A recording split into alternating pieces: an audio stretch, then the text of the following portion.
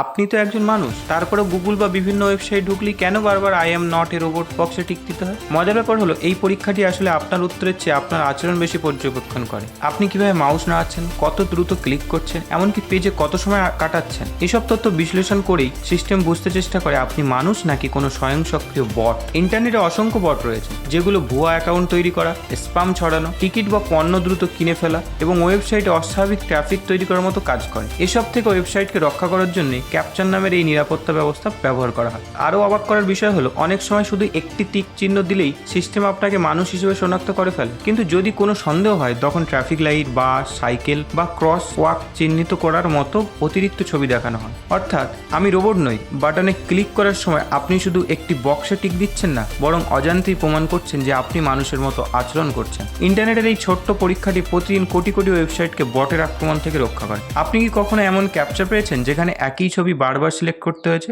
অবশ্যই কমেন্ট করুন।